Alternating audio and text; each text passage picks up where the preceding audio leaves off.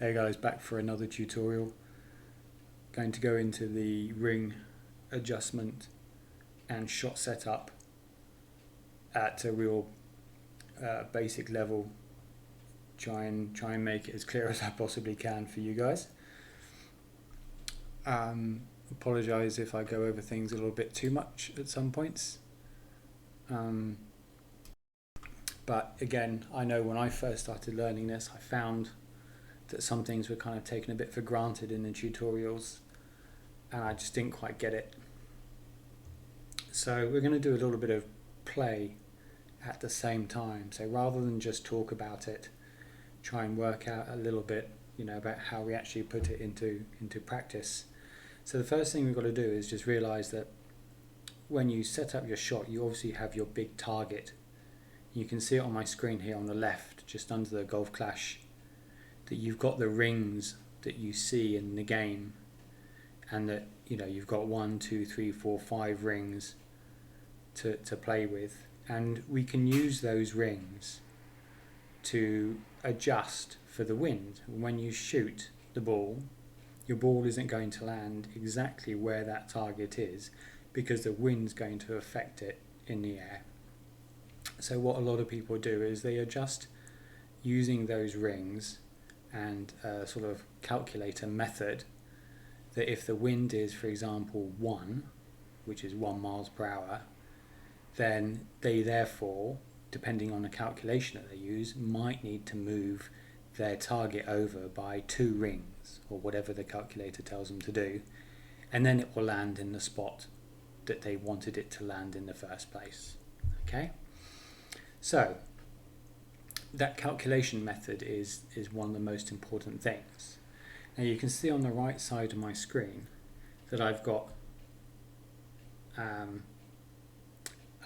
tool, and this one's provided by Notebook. There's other ones available. I think Golf Clash Caddy is the other main one that a lot of people use, but this is the one that I use.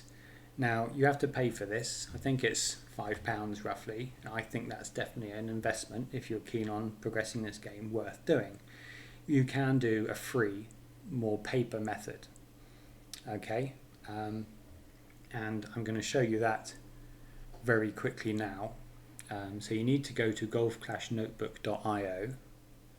Just going to change so you can see my computer screen.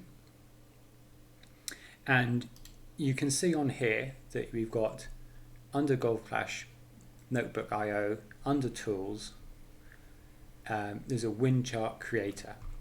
Okay, and this is where you add your clubs. So I'm going to add my extra mile, which is level 6, add club, and you can see it pops up on the right hand side. I'll just also add the sniper level 7. I'm not going to do all my clubs because this is just for demonstration. And backbone level 9. Add club. Okay, so I'm going to create a chart, a PDF chart for these 3 clubs. I'll call it, it doesn't matter, just call it number 1 for now. Now the type of ball you use, a power 0 up to power 5 ball, also affects how long the ball is going to be in the air for. If you use the safe ball, the power 0 ball, then if you hit full power, that might go 200 yards. Okay, if you use a power 5 ball, that might go 220 yards. So it's going to be in the air for longer, 20 more yards, and therefore it will be affected by the wind for longer, and the calculator will take that into account. I typically use a navigator or a quasar ball on tour play, and that's therefore what I'm going to put in.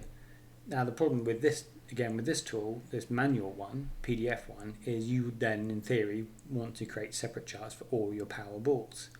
Now at lower level tours, the wind isn't so high, so you don't need to worry too much about changing the ball type that you have. It'll give you close enough readings to, especially for your drive, maybe not so much when trying to get it exactly in the hole. Okay, and then you do wind per ring or rings per wind. We're going to go with wind per ring because the chart that it creates is much simpler looking to understand. Okay, so I'll create that chart. Here it is, just popping up at the bottom. Open file. And you can see here that it's given our 3 clubs and 3 different sets of boxes. So when you have your driver, you can't just shoot it 1 meter. It doesn't allow you to. There's a minimum line, okay? And when you pull back, you'll see it. And then when you get to its minimum, it'll switch back to the club below it. So in this case, the sniper, and go to the max of the sniper. So if you're shooting at the minimum distance of your club, you need to look at this table on the right hand side where it says min. And if you're going to shoot it pretty much at its max, that's not going into overpower when you pull back and it starts shaking. That's just at its max line. You need to look at this table. Okay, so you've got lots of different numbers in here, and what do they mean? It's basically the number of rings. So if you adjust 1 ring, and I'll show the adjustment later on, but if you adjust 1 ring, then you're taking into account 2.4 miles per hour of wind. Okay, so if, for example, you only have a 1.2 wind, then you know that you're only going to need to do half a ring. Okay, and then you can see they're just going up by 2.4 each time. So if you adjust 2 rings, you're adjusting for a 4.8 wind. So you can see in your mind you're going to have to do quite a lot of calculating, because the wind is never going to be exactly 2.4 or 4.8 or 7.2. It might be 3.5, for example, in which case you're halfway roughly between 2.4 and 4.8, and you're going to have to adjust 1.5 rings. Okay, so that's how you use the PDF tool. Okay, and in terms of actually making adjustments, I'll come to that in a little bit later. But that's the manual PDF. I'm going to stop doing that now because that's not the system I'm using. But if you want it free, then you can obviously do that. Okay, so I'm going to come back to my main screen. Okay, hopefully you can see that. And now this tool here, on the right hand side, as you can see, is exactly the same thing. Now to switch from different balls, all I need to do is click up here and it's done automatically. Okay, so I'm going to put in a power 1 ball like we were looking at before, and then I'll put on here, you then put in the wind that you've got on the particular hole. So I'm going to put in that 2.4, okay, that we had a minute ago, that we know an extra mile, 1 ring, is equal to 2.4 miles per hour. And you can see up here, okay, that's showing that max distance, that's 1 ring. So that's exactly the same as the PDF, but it's done straight for you. Okay, and the top number is the max, the middle number, the 0.9, is the mid, and the 0.8 is at the minimum distance that that club can go. Okay, you just get that raised up by pressing on it. Okay, so if, for example, I have that 3.5 wind that I just talked about a minute ago, you can see that I was exactly right in my calculation in my head, that it was 1.5 rings I need to adjust for that wind. But it's just done straight away for you across all the different ranges. We'll talk about the other settings on this app in a little bit, but they all help you get a little bit closer. Okay.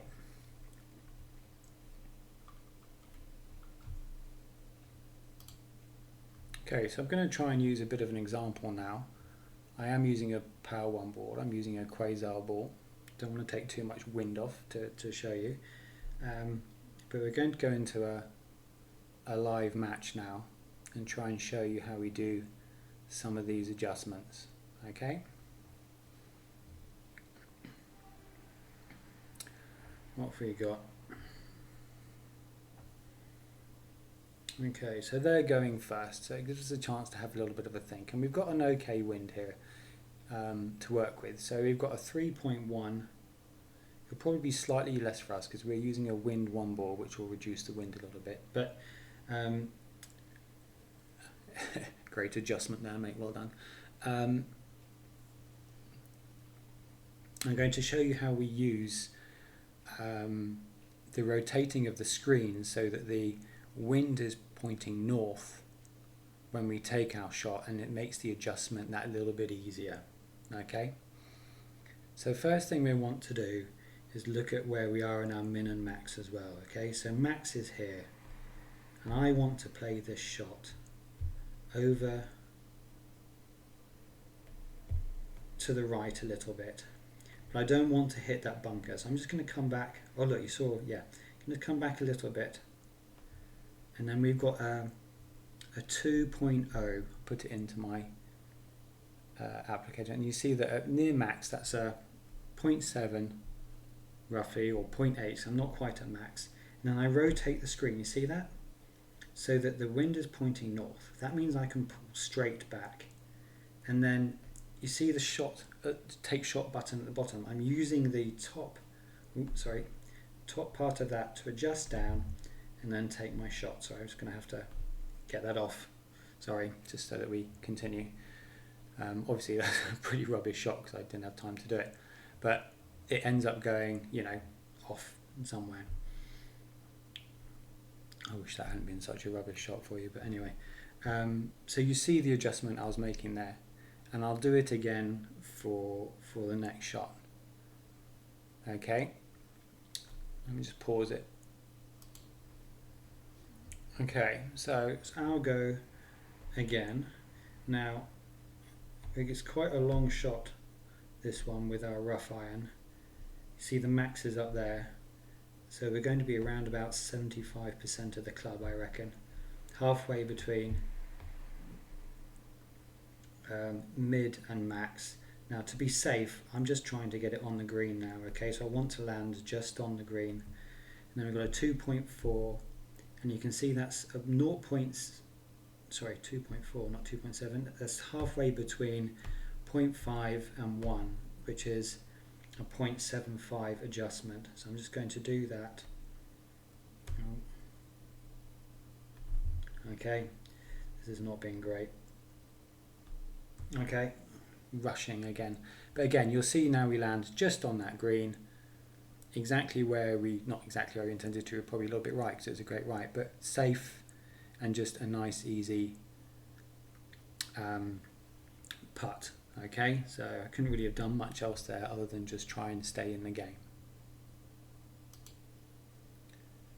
Okay, so we got to the shootout, and now we're having to do a little hop onto the next island. Okay, see where my max is. We're just a little bit below min distance, and we're going to just quickly just come up with something like round about there. Okay, and then it's 3.2. I'll put that in 3.2, and you can see there we said we're a little bit below mid distance, so maybe a 2.7. Rotate the screen so that that arrow is facing nice and north, and then 2.7 rings using that take shot button, bring it down, 2.7 rings, and off we go. Okay.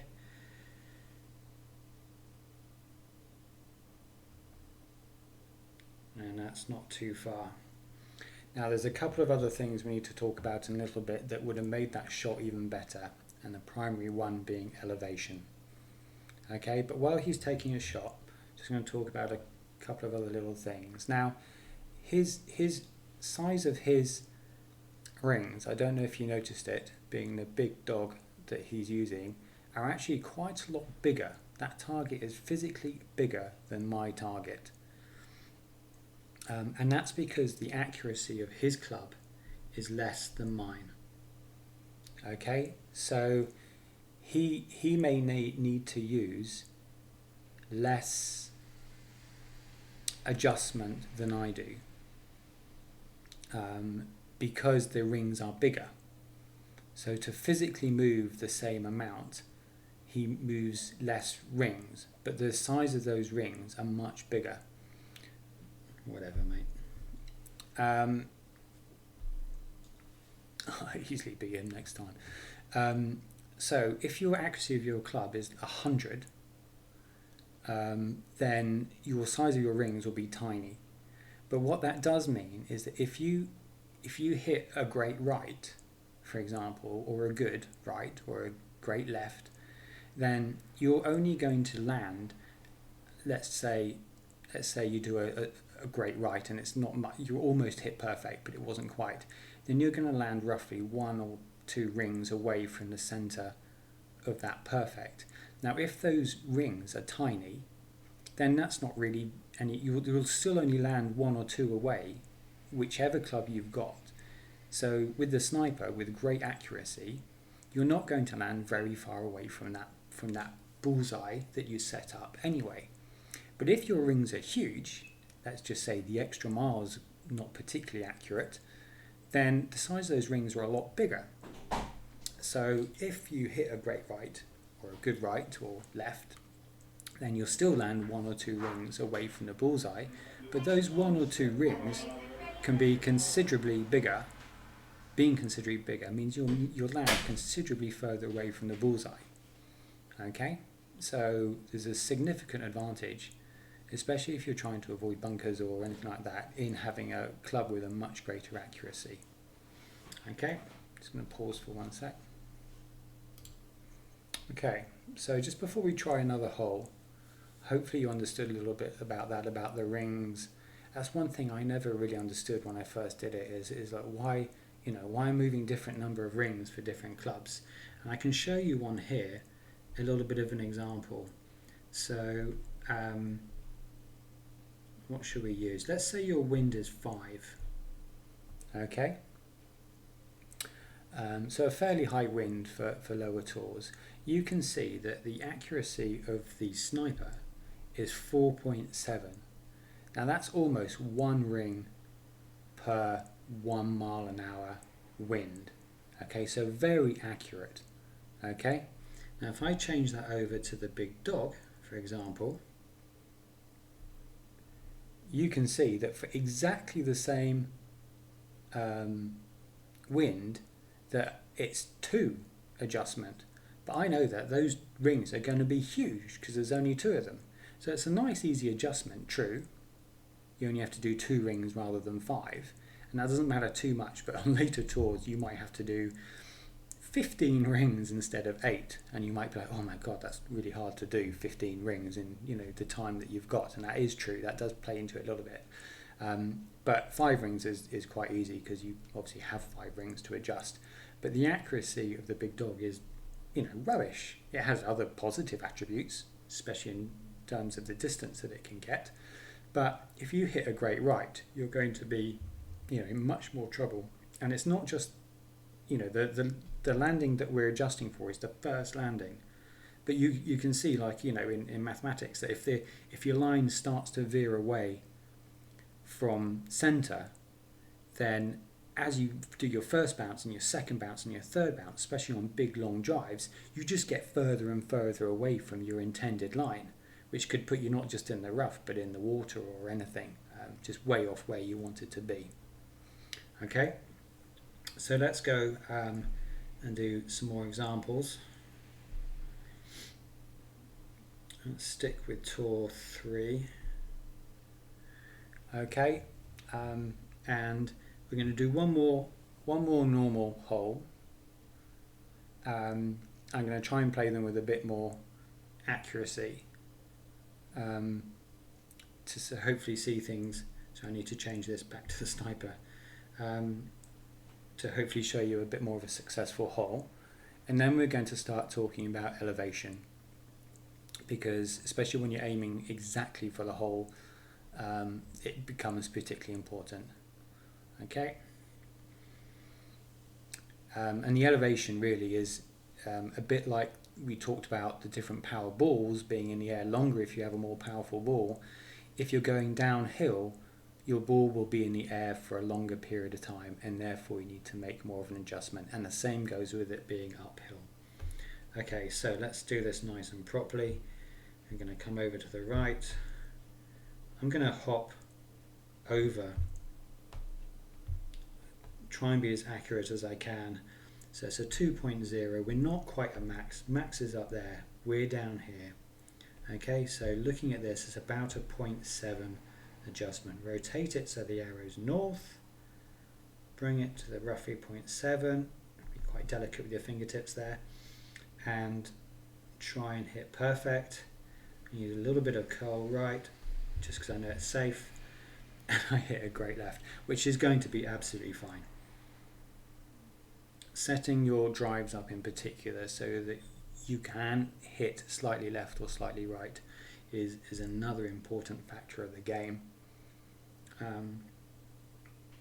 But again, on your second shot, it's much more important to try and hit that perfect.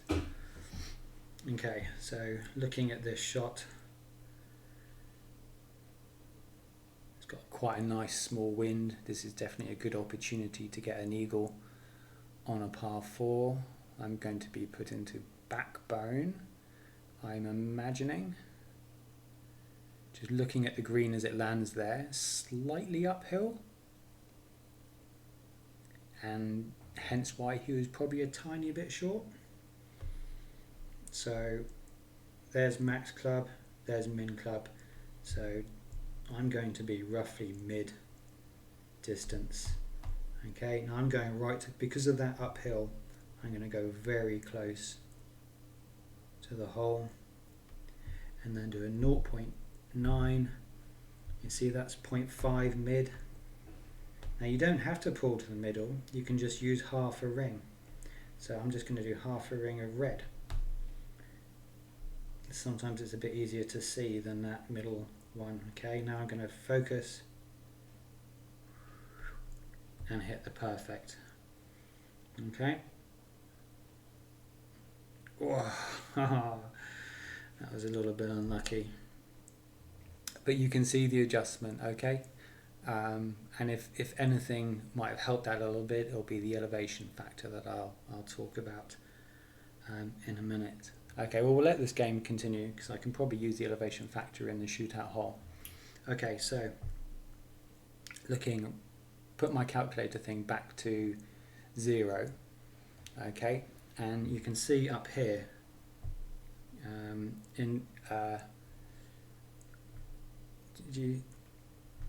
you can see my elevation changing on the screen. So I put in 50, and then the elevations, which is the middle bit at the top where it says percentage, I'll put in 10%. Okay, and at 5 miles an hour wind, if I go back to 0 elevation, you can see that with the extra mile I was going to adjust 2.1. If I put in 10%, it jumps up to 2.3. So you make a bigger adjustment because you're going downhill, and they call that a plus 10%. You're adding on 10%. Okay, now you will have to make a decision here, and this looks like it's a little bit downhill, so I'm going to put a 10% adjustment on here. Maybe it's more like 5, but where the first landing is more like 10%, and then you hop on over. Okay, so I'm going to clear it all back down to 0. Okay, we've got a thorn.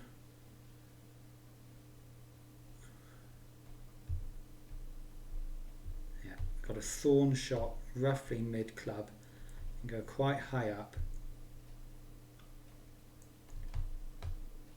and go a bit higher up still, because and then aim at the hole, and then 1.9 with the 10% elevation at mid is the 0.8.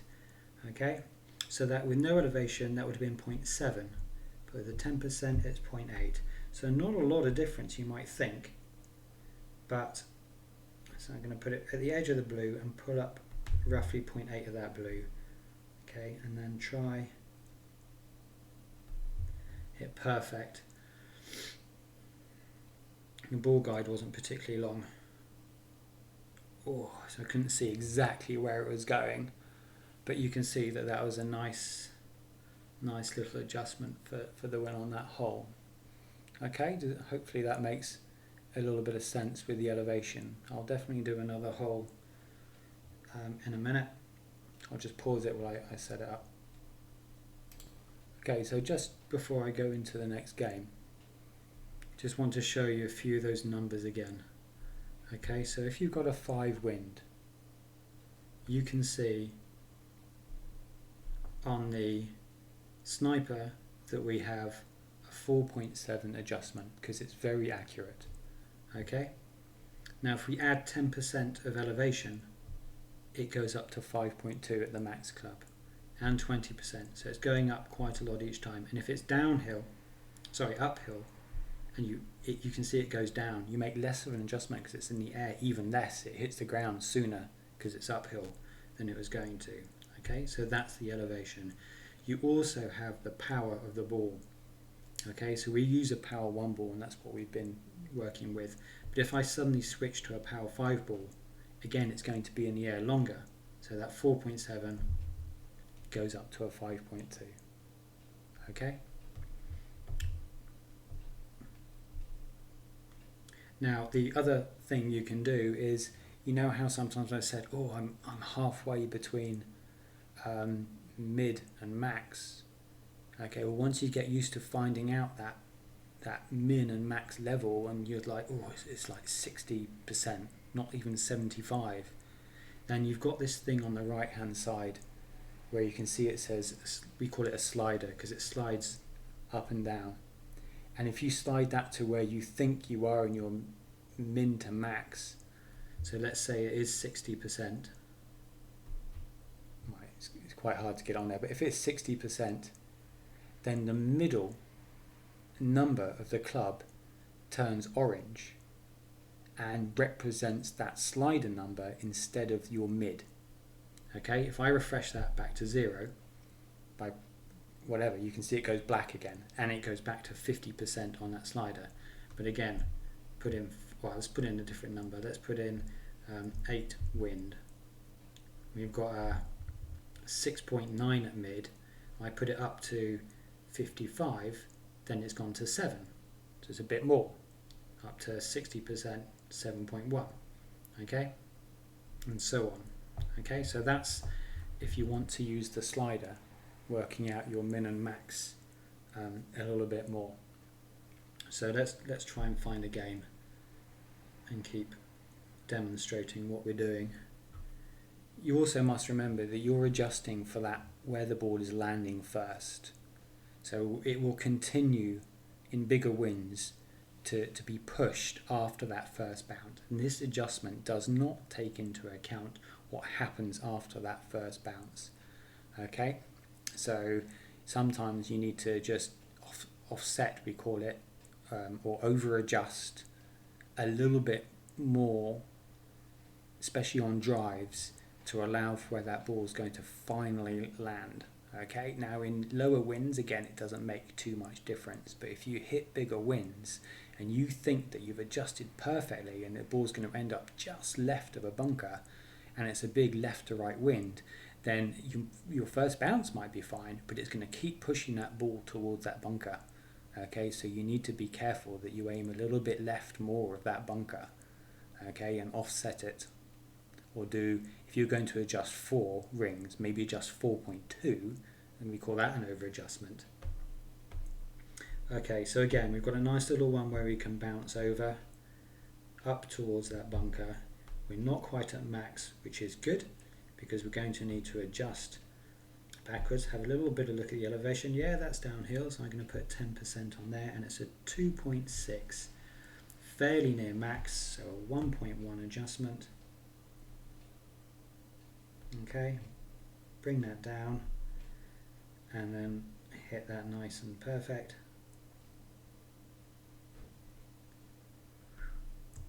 There we go. And you just do a nice little hop over that bunker. The view took it away from us. Oh, and I've gone too far. I did exactly the same, didn't I, the first time we did this shot. It's a downhill roll. I don't play this tour, so I forgot. But once you land, yeah, you've got a downhill that's just going to take you towards that rough if you haven't left extra room, like my opponent did. So again, my bad. But the adjustment was perfect. That's all we really need to do. Okay, so we'll do the same.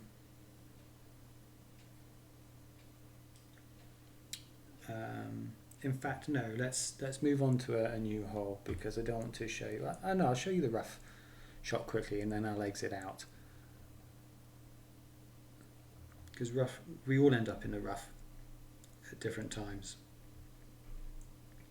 So it is important. Okay, so like we did before, we know that like max is way up here. Okay, so we're quite far away from max.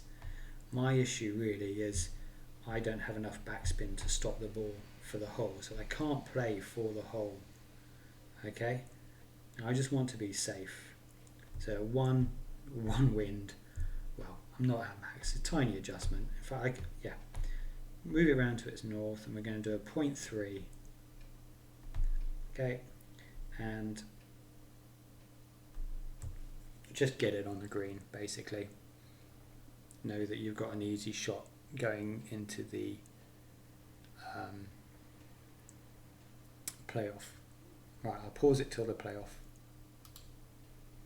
Okay, we're heading to the playoff.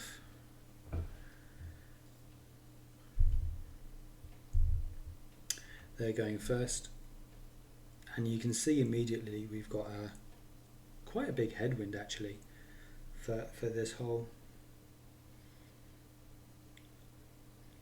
What you need to think about a little bit is at the min and max of your club is that you know here, because it's a headwind, that you're going to have to adjust upwards to allow for the ball to come back. So you need to think that if you're anywhere near your max distance of your club, have you got room in your adjustment to be able to pull up? Okay, and if you don't, you need to put your guide back a bit so that you do have room. And it's the same at min distance. If you've got a tailwind and you've got to pull back and you're right at your min, and then you go to make the adjustment and you can't adjust back. So here we go, max club. All right, we are very close here. So if I was here and I needed to adjust up, I'd be like, oh, I can't. Okay, so you need to be careful. I'm fairly near max club still. I know it's a little bit of an uphill here. I'm going to offset a little bit for that wind that I just said, that much, and then 4.2, 10% roughly, is going to be a 3 adjustment roughly, because we're fairly near max but not quite at max. Okay, I'm going to be a bit careful here. Hit perfect.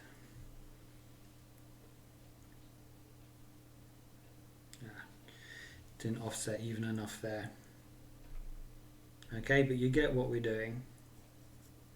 Alright, sorry that wasn't a perfect example. I thought that might go a bit closer. But what we really needed to do there was, you know how I said that the ball will keep being affected after the first bounce, and I put my target a little bit to the left of the hole to allow for that, but I needed to do that even more.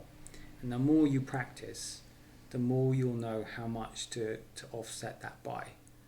Again, I haven't played this hole for a long time, and it's things like the more backspin you use, the more it will be affected. And on there we used a lot of backspin. If the ball travels higher on that second bounce, it will be affected more than if it's a low trajectory. You're just higher up in the air and the wind will affect it more. So there's lots of little things that you just learn with experience. There's no calculator at the moment for that second bounce, and to be able to put in, you know, how high it is and how much backspin you've used and all that sort of stuff. Okay, so you can probably stop this now, but I'm going to do a couple more holes for you guys if you want to stay tuned. Okay, just going to take a little comfort break. Okay, so let's do some slightly higher winds possibly on tour 5. See what happens.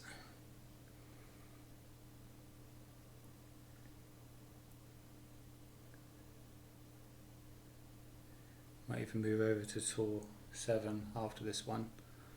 Do a couple of examples on that one. Going to pause their shots. Okay, now elevations. You get to know them basically. and you can Google them quite easily. But this one I play 20%, and I just try and smash it down the right hand side. Sometimes you will play in the middle there and do a shot over the woods, but in tour play it's not so easy without using special balls. Okay, so I can do a load of big wide open fairway. Oops. Really not playing that well today. Not the best way to show examples, but you've got plenty of room for a great right generally. That was a double, what we call a double great right, where you can actually have a great right that's only just in the great, or almost a good shot. We call the double great, but it doesn't matter. We landed fine in the end. And then now we've got another little downhill. I can't remember from here whether it's 10% or 15% I usually play. Okay, but we've got again slightly better wind, slightly bigger wind to practice with, and we can talk a little bit about that adjustment after the shot. Now, quite a lot of the time on this hole you play up the bank for it to come back down. Can't remember what the angle's like on this one. So again, we're going to be adjusting back, so I can't use the sniper because I can't adjust this way. I'd have to go up here and that's too far up, so we're going to be playing with the backbone. I'm not sure if we go up here. Yeah, let's do it up here, okay? So I need a bit more spin on it.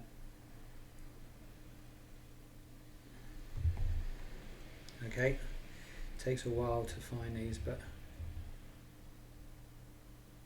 I'm going to have to be quick now.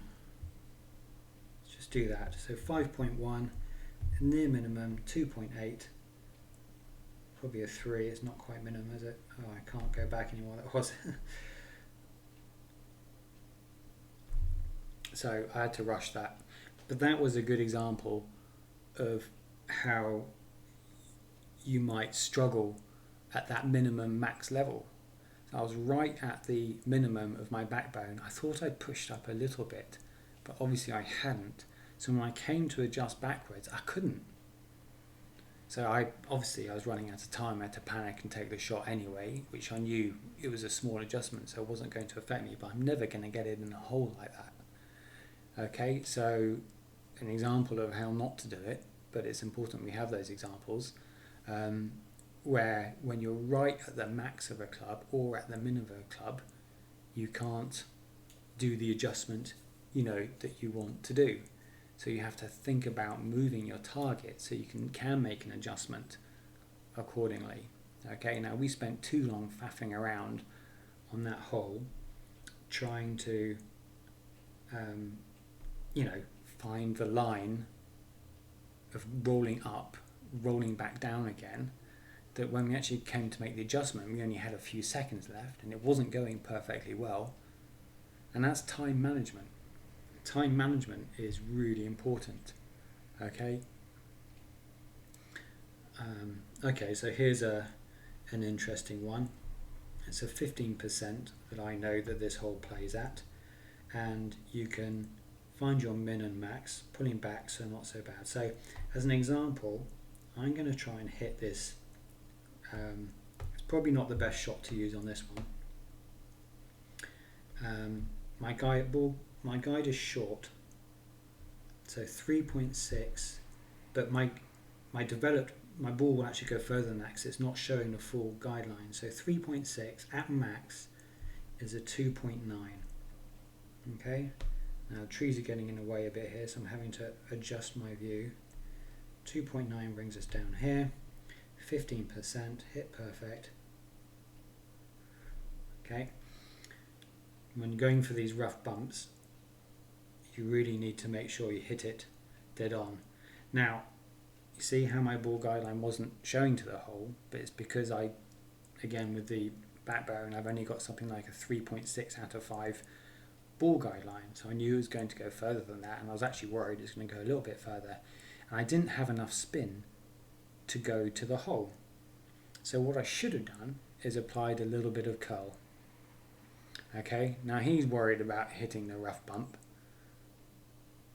and he's going for a similar shot, and will probably apply curl here because he was aiming pretty much at the bunker. And if he hits a, well, it'd be interesting to see. Did he make an adjustment? I didn't see him make an adjustment. Oh, he came in a bit hot, a bit fast on that. Okay, some interesting stuff on that hole. I don't particularly like the par 4 that we played, so I'll try and do another one straight away. I really do apologise that my actual play has been pretty average. I've been concentrating a bit too much on what to say and demonstrating stuff, and I'm not the fastest player in the world. In fact, I've probably, and lots of players will hate me for it, I've probably perfected to a T using 29.5 seconds of my 30 seconds. If I see 3 seconds left, I'm not panicking. I'm quite happy with 3 seconds left. Still, got to pull back and try and hit that perfect. So here's a good one. A really good example of this hole, where we're going to have to try and hit an area perfectly. You can see from his that that's pretty flat, so I'm not going to put any elevation on this one. He's hit a perfect shot. Looks like it could be very nice. Jumps over. Yeah. I'm not too sure what shot to try and do for you on this one. What I would normally try and do is, you see this line here? No, I can't show you. I haven't got the tools. Right, so I'm going to try and hit this rough and just bounce out nicely. I want to be a bit more over. Okay, because it gives you such a lovely line into the hole. And where am I at my max? I'm fairly close to my max. So an 8.2 adjustment is 3.2. I'm glad we're not pulling directly up, because I wouldn't have room. Okay, I'm just going to push up a tiny bit because it's a headwind. Hit that perfect. I just need to clip that rough. This is where you can start to be perfect. Okay, this is where that when you use these adjustments, you really can start to be really specific about your gameplay. Now it's quite easy, especially if you had a tailwind, to hit that a lot further down the fairway to the left and then shoot across left to right to the green.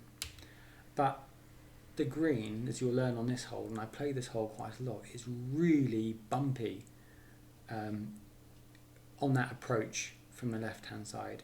Whereas if you have an approach from where I am, you have a lot nicer run into the hole using your thorn. Okay? It just is much nicer. So I'm going to put a 10% elevation on this one. You see this? Nothing's in the way. Yeah? And I could have been anywhere around here. And you've got a nice little run in. So we're going to do a backspin to the hole. You can see it's a little bit up at the end, so I'm just going to go through the hole a little bit. 3.4. Now we weren't quite at mid, we were a bit higher up, so I'm going to put my slider to 65-ish. That's a 1.6 adjustment. I'm not sure if that's absolutely right, but it's just for demonstrating purposes. And down to 3 seconds, loads of time. Hit that perfect. And then boom, starting to play a little bit better. I'm glad I showed you one. Okay, so it just shows you that approach, how nice it is. Down the left hand side, those bumps going into the hole are just horrible. Okay, see if he'll give me a rematch for a quick game. 3, 2, 1. See you later. Okay, so that was a tour 7 again with slightly higher wins. I'm going to do, just switch off whenever you want to. I'm just doing more of the same.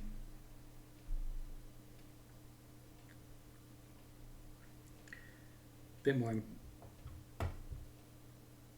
important on tour 7. You can see some slightly different stuff, so hopefully it will be a bit more beneficial to you.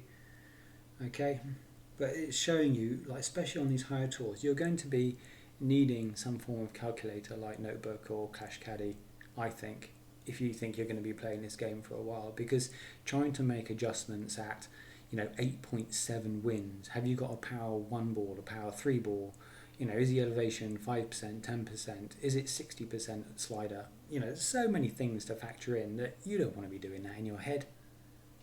For the sake of £5 or whatever it is, just do it now, because you'll just get used to using it that much sooner and improve your game that much more. Okay, so here's quite a nice little thing to show you. Now I'm landing, I need to do a bit of overpower. You see how it's shaking? And you can see I'm moving up by 1 or 2 rings. Okay, so I'm going to take my shot quickly, but if you can see my the arrow is swinging around the middle of the target, the end of the arrow. Now if I pull back, I'm swinging around two rings up. The arrow actually moves up. Okay, so I'm going to do a little bit more, but you don't want to do any more than that. You might go into the rough. Okay, and that's how you can use the OP arrow, that arrow there, and I just fly over nicely and totally calculated. I normally curl right there actually, but was so that's how, when you're going into OP, you can not exactly but quite accurately work out how much OP, because that arrow moves higher up in the rings to represent how many rings on the actual ground you will move up. And I know I needed about 2, so I went 3 just in case, but 2 would have been fine.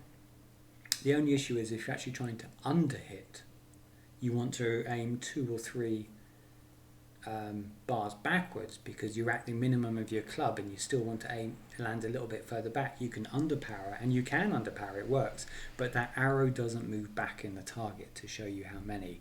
That just becomes something you learn with practice. Okay, so that's next one. We've got a downhill 10%.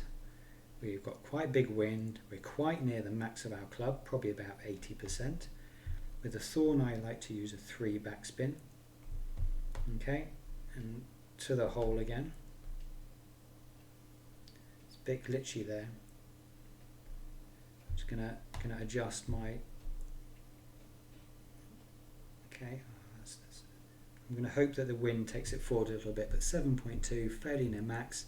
Down 80%, 3.7.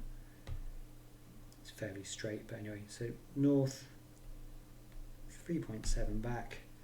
I've got a glitchy green here, so probably not going to go in the hole. Spend more time avoiding glitchy areas would have helped.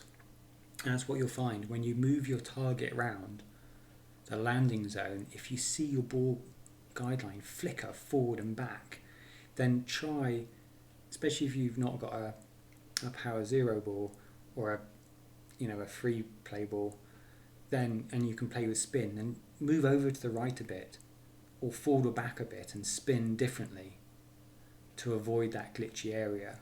Because sometimes, especially if you're doing a long shot with like a sniper, that glitch, if you hit it, can send you flying. Like seriously, like, way into a bunker at the back, not just by missing the hole like we did there by a yard or 2. learning to just, when you place your guide target down, if you can see that line flickering, then practice moving completely and just adjusting your... Okay, so I play a 25%. Now here is a problem sometimes if you've got a headwind, because you see I'm almost at max. Okay, I want to put it in the middle there. We're downhill with a tailwind, so I'm going to put the ball guide quite far back. I haven't got enough backspin. But you see it's not going to the hole. So 4.7 at max is a 5.6 there. Okay? Remember to just pull straight. The angle can sometimes make you want to pull at an angle. Okay? Now that 25% max I just talked about is something that you just, comes with practice, or Googling it, or,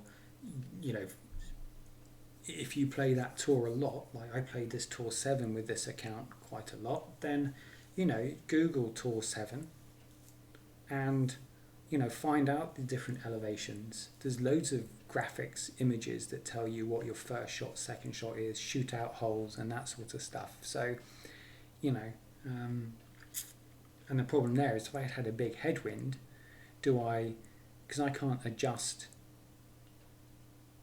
into the headwind because I'm at my max club, you then do I start overpowering, or do I try and bring the ball all the way back to a different area altogether? And what happened there? I didn't have enough backspin there, as I said, to try and be offset a little bit more. Just had to hope that 4 yards was enough, but it wasn't. Again, it's all for demonstration, really. Damn, I normally win 7 holes. Let's do another couple. I'm sure everyone's switched off by now anyway, so I'm just rambling on to myself.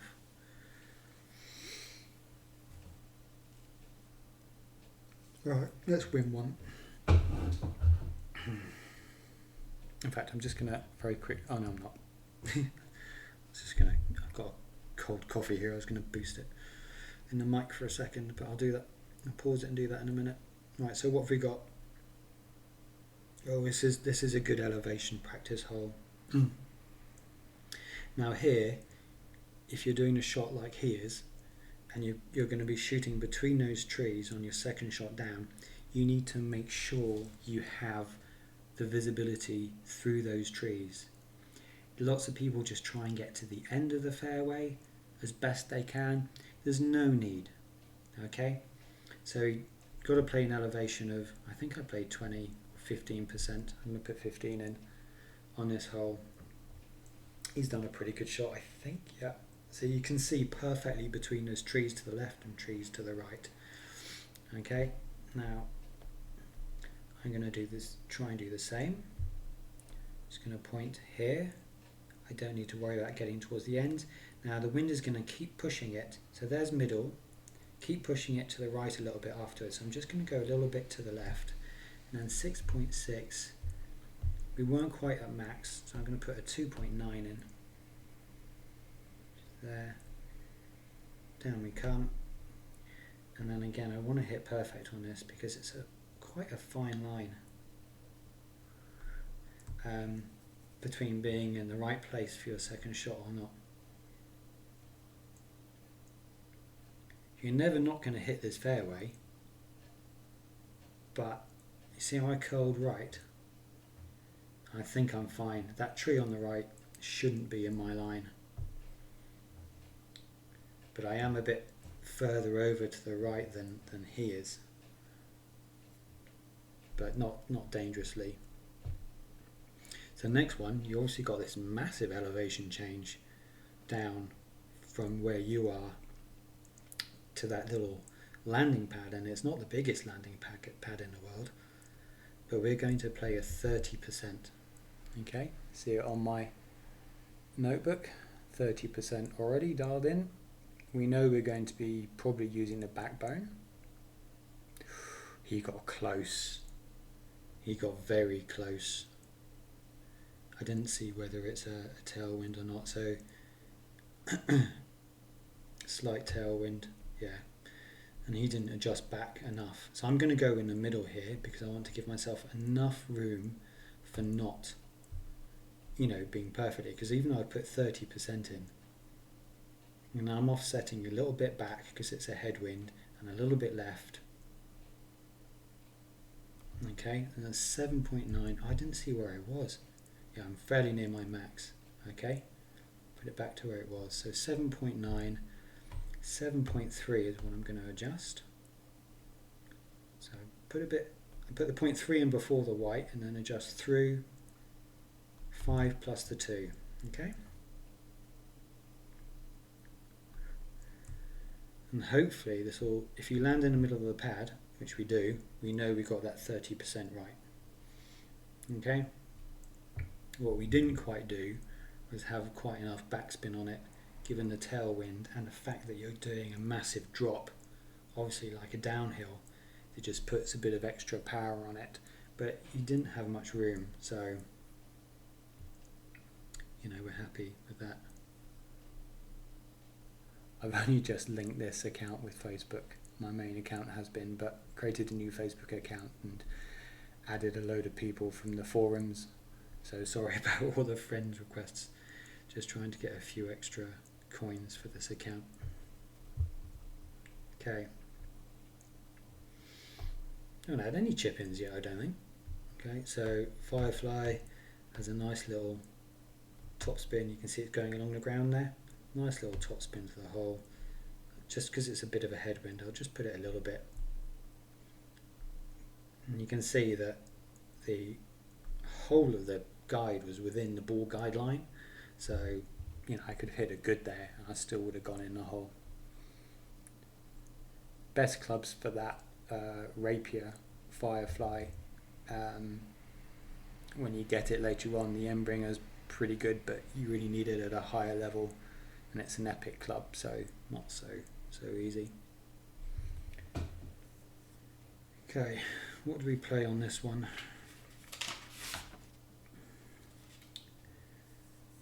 Yeah, 10%.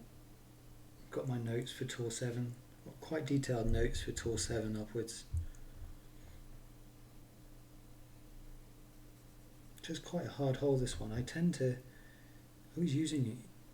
See, now he's at his max, and he's going to try and adjust up, and it ain't going to happen.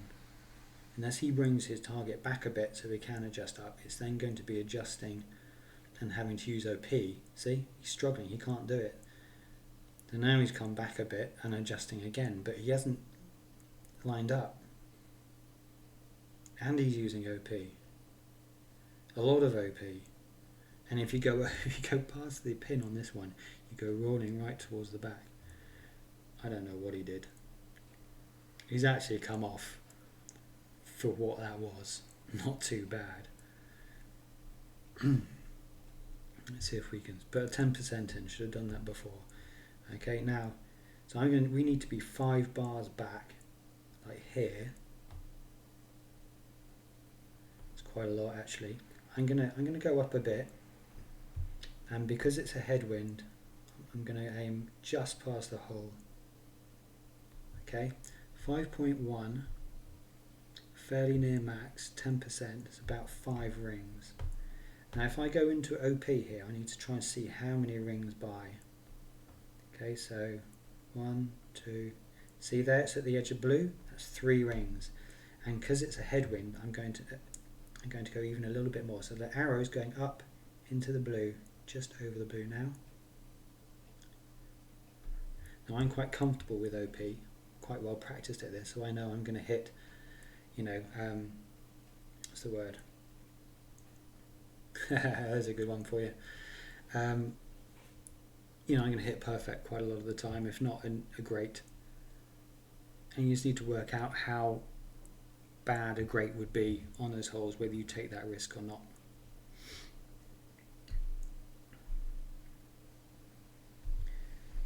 Okay. I'll do one last hole.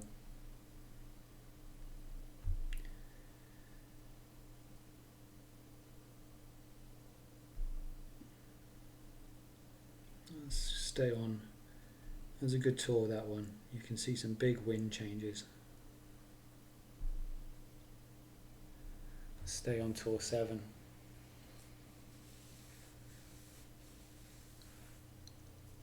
Sunshine Glades.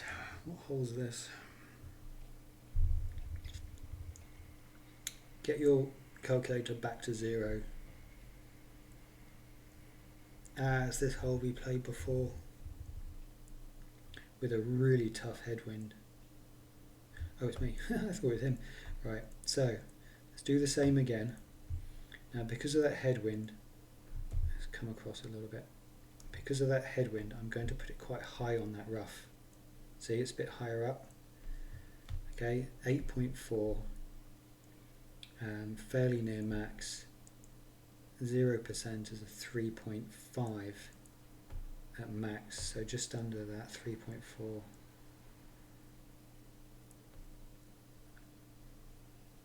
Okay, I'm going to put a tiny bit of OP because of that wind.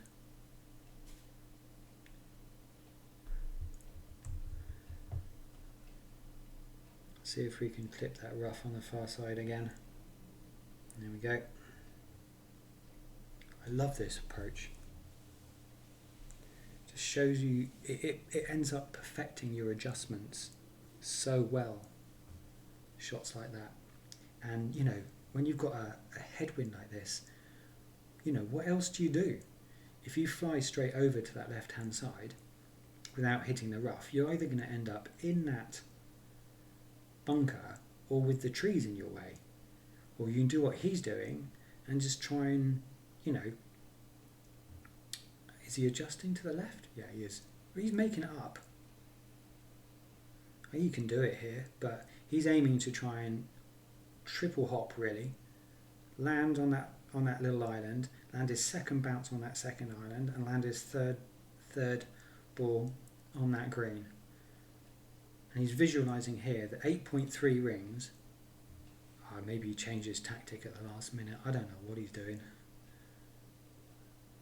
And then he's panicking and hit a double great.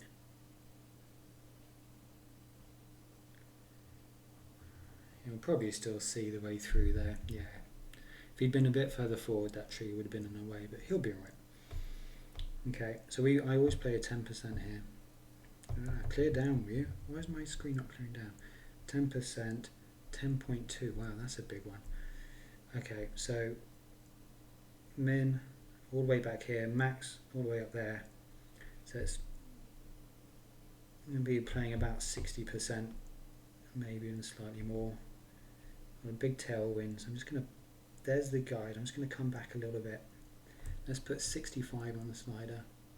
So I'm going to adjust 4.6. It's a big adjustment, this is much more than you'd have on this tour quite regularly, but a good one for demonstration. So obviously with such big winds, you're not really expecting to get it in, but yeah, if you keep doing that, it's going to go in sometimes, even in those winds. Just to get the zoom in is nice. These should be fine, just getting it safely on. But when you're challenging, pushing the hole, you know, aggressively, you know, trying to get it in, he's basically, fair enough, he could get it in, but, you know, 98% of the time, this probably wouldn't happen. The only reason he might get this in is because he's got a nice wind that's following the line of the ball.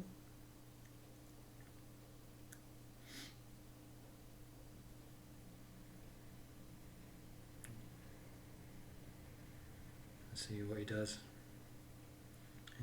He's curling left here. The wind isn't going, he's curling left, and you do that, a little curl left, if, you know, you had a wind and you wanted to fight the wind a bit without offsetting. But why would you pick a perfect line with the wind perfectly behind you and then curl away from it?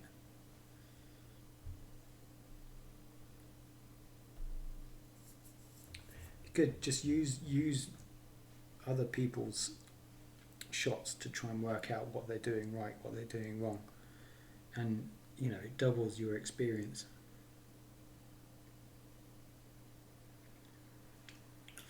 Okay, so we've got a little shootout hole, and then I'll end the video.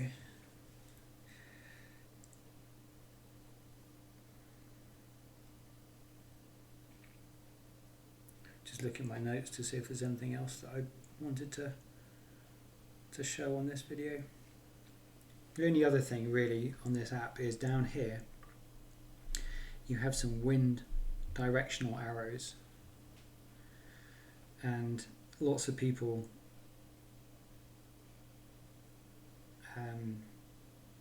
advise using it or don't using it. Most people don't use it.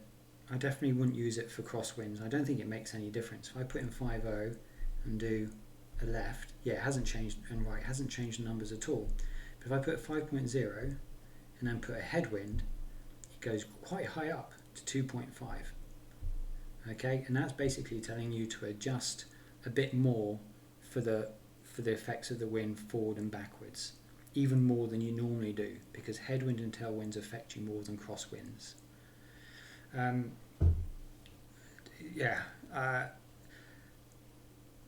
It's difficult. I do tend to use them if I'm trying to be exact, and then I wouldn't necessarily use it to its full amount. That's something you practice with and work out whether you like using it or not, but most people say not. Right, so we're fairly near minimum club here. I'm going to put my red line right up. There's a 30% massive drop on this, and even then I put my ball guide 6 odd squares back from the thing, and then I adjust my offset. So 9.9, and I know he's hit the thing, so we're near minimum-ish, so we're going to be about 10.5, but rather than 10.5, not quite north there, so bring that down. I'm even going to put just clearing that bunker is a nightmare, so I'm just going to put a tiny bit of OP on it, and because I don't really care too much about where the ball goes, because I just wanted to clear that bunker for the points, and that just goes to show this hole it's a brilliant hole, but the bounce is so high that the effect after the first bounce, so not your adjustment, the offset or over adjustment, you wouldn't use an over adjustment here, you'd use an offset, because if you over adjust you might land your first one into the bunker, but you put your ball guideline for your second bounce quite far away from the hole against the wind, because you're bouncing so high that the wind affects it so much. Nobody really compensates for it, and it's a hole you can win 9 times out of 10 quite easily if you do a massive offset, especially in headwinds. Okay, right, well that's definitely enough from me. If you survived long enough to hear me even sign off, then you've done very well. Hopefully you learnt a little bit from all of that. Take care, guys.